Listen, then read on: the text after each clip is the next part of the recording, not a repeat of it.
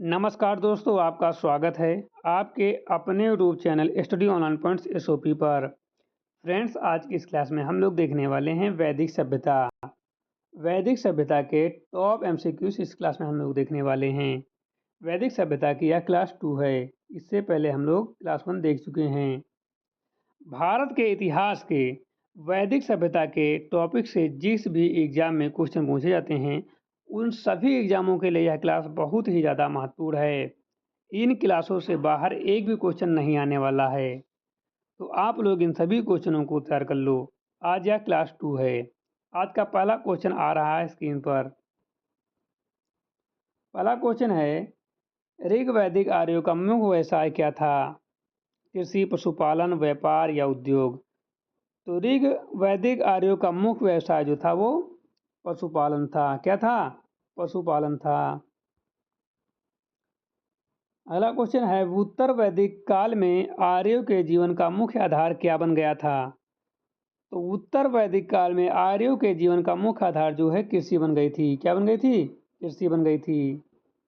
उत्तर वैदिक काल तक लोहे के प्रयोग ने कृषि को सुगम बना दिया, जिससे जो है स्थायित्व आया और कृषि आर्यों का प्राथमिक व्यवसाय बन गया। नेक्स्ट, वेद त्रय के अंतर्गत कौन कौन से वेद आते हैं? तो वेद त्रय के अंतर्गत जो है ऋग्वेद, सामवेद और यजुर्वेद आते हैं। ऑप्शन नंबर ए बिल्कुल सही जवाब है। अगला क्वेश्चन है, ऋग्वेद के किस पुरोहित को मंत्रों का पाठ करने वाला कहा जाता था? तो इसका सही जवाब हो जाता है ऑप्शन नंबर सी, होत्र को। ठीक है, ऋग्वेद के मंत्रों का पाठ करने वाले ऋषित्विक को होता या होत्र कहा जाता था।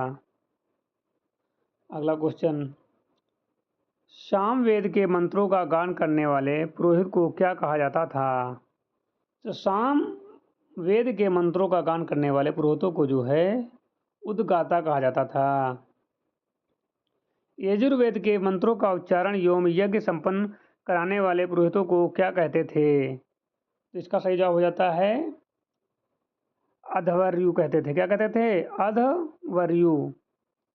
यजुर्वेद में कर्मकांडनी अनुष्ठान कराने वाले पुरोहितों को जो है अध्वर्यु कहा जाता था।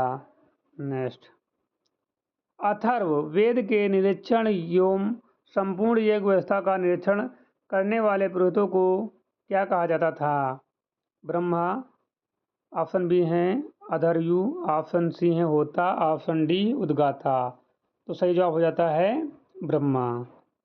नेक्स्ट, ऋग्वेद का कौन सा मंडल पूर्णतः सोम को समर्पित है? इसका सही जवाब हो जाता है नवा।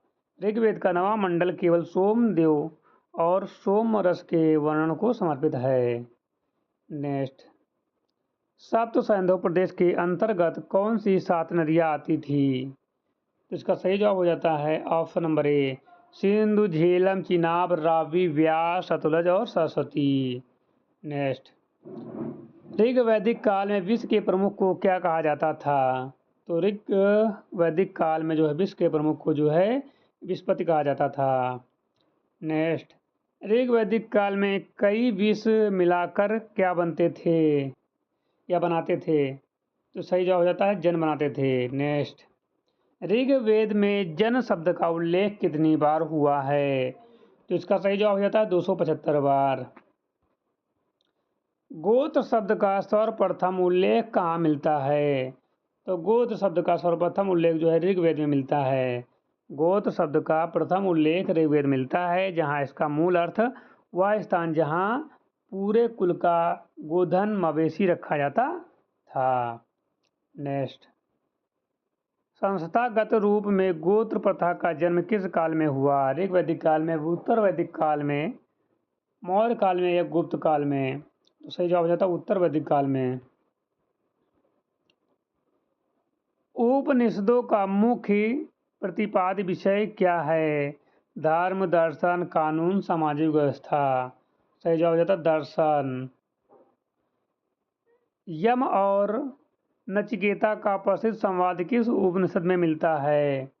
तो इसका सही जवाब हो जाता है ऑप्शन नंबर ए, कठोपनिषद।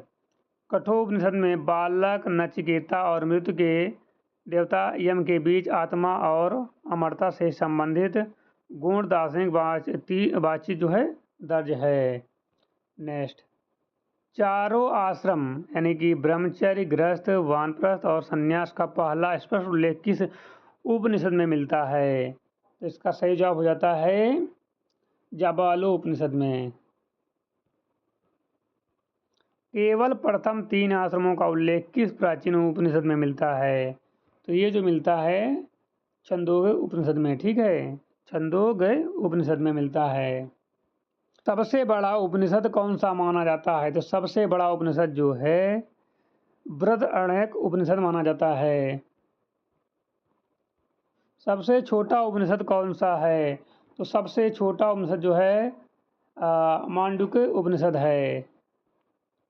वैदिक काल में गुप्तचरों को क्या कहा जाता था? तो वैदिक काल में गुप्तचरों को स्पष्ट कहा जाता था। वैदिक काल में अपराधियों को पकड़ने वाले पुलिस अधिकारियों को क्या कहते थे? उग्र, स्पष्ट, सूत या रथकार? तो सही जवाब है उग्र कहा जाता था। अपराधियों तथा चोर डाकुओं को पकड़ने वाले अधिकारी को उग्र कहा जाता था। ऋग्वैदिक काल में चारागाह का प्रधान अधिकारी क्या कहलाता था? व्रजपति, कुलप, ग्रामणी या फिर विस्पति? सही जवाब हो जाता व्रजपति। चारागाह भूमि व्रज के प्रमुख व्रज और प्रबंधन अधिकारी को व्रजपति कहा जाता था। नेक्स्ट, आयुर्वेद चिकित्सा का वेद किस वेद का उपवेद माना जाता है? ऋग्वेद, सामवेद, यजुर्वेद या अथर्ववेद? सही जवाब हो जाता है ऋग्वेद। कुछ मतानुसार अथर्ववेद भी हैं। परंपरागत रूप से आयुर्वेद को जो है ऋग्वेद का उपवेद माना गया है। यद्यपि इसमें औषधियों के व्यवहारिक वर्णन के कारण से अथर्ववेद का उपांग भी माना जाता है। अगला क्वेश्चन 25 नंबर है, धनुर्वेद युद्ध कला किस वेद का उपवेद है? ऋग्वेद, यजुर्वेद, सामवेद या अथर्ववेद? सही जवाब है यजुर्वेद। यजुर्वेद का उपवेद धनुर्वेद है, जिसमें शस्त्र संचालन और युद्ध नीतियों का ज्ञात निहित है। अगला क्वेश्चन है, गंधर्व वेद संगीत एवं कला किस वेद का उपवेद है? सामवेद, ऋग्वेद, यजुर्वेद या अथर्ववेद? तो सही जवाब हो जाता है सामवेद। सामवेद का उपवेद गंधर्व वेद है, जो गायन, वादन और नृत्य कला से संबंधित है। नेक्स्ट, शिल्प वेद या स्थापत्य वेद किस वेद का उपवेद है? ऋग्वेद, अथर्ववेद, यजुर्वेद या सामवेद? तो इसका सही जवाब हो जाता है अथर्ववेद। अथर्ववेद का उपवेद शिल्प वेद या स्थापत्य वेद वास्तुकला एवं निर्माण कला है। नेक्स्ट, ऋग्वेद का ऐतरेय और कौशिकी क्या है? उपनिषद और ब्राह्मण ग्रंथ, केवल, अरण्य, वेदांग या उपवेद? सही जवाब हो जाता है उपनिषद और ब्राह्मण ग्रंथ। ऐतरेय तथा कौशिकी या संख्यान ऋग्वेद से जुड़े हुए प्रमुख ब्राह्मण ग्रंथ और उपनिषद दोनों हैं। 29 नंबर है, शतपथ ब्राह्मण किस वेद का ब्राह्मण ग्रंथ है? ऋग्वेद, शुक्ल, यजुर्वेद, सामवेद या अथर्ववेद? सही जवाब हो जाता शुक्ल यजुर्वेद। शतपथ ब्राह्मण यजुर्वेद विशेषता शुक्ल यजुर्वेद का सबसे विस्तृत और महत्वपूर्ण ब्राह्मण ग्रंथ है। नेक्स्ट, गोपद ब्राह्मण का संबंध किस वेद से है? ऋग्वेद, अथर्ववेद, यजुर्वेद, सामवेद? सही जवाब हो जाता अथर्ववेद। गोपद ब्राह्मण अथर्ववेद का एकमात्र उपलब्ध ब्राह्मण ग्रंथ है। नेक्स्ट है, पंचविंश और जैमिनीय ब्राह्मण ग्रंथ किस वेद से संबंधित हैं? ऋग्वेद, सामवेद, यजुर्वेद या अथर्ववेद? सही जवाब है सामवेद। ठीक है। नेक्स्ट, उत्तर वैदिक काल का मुख्य केंद्र कौन सा क्षेत्र था? सही जवाब हो जाता है मध्य देश, गंगा, यमुना, दोआब। उत्तर वैदिक काल में आर्यों का विस्तार पंजाब, सतलुज, सैंधव से पूर्व की ओर होकर कुरु पंचाल क्षेत्र यानी मध्य देश, गंगा, यमुना, दोआब तक हो गया। नेक्स्ट, ऋग्वेद में किस देवता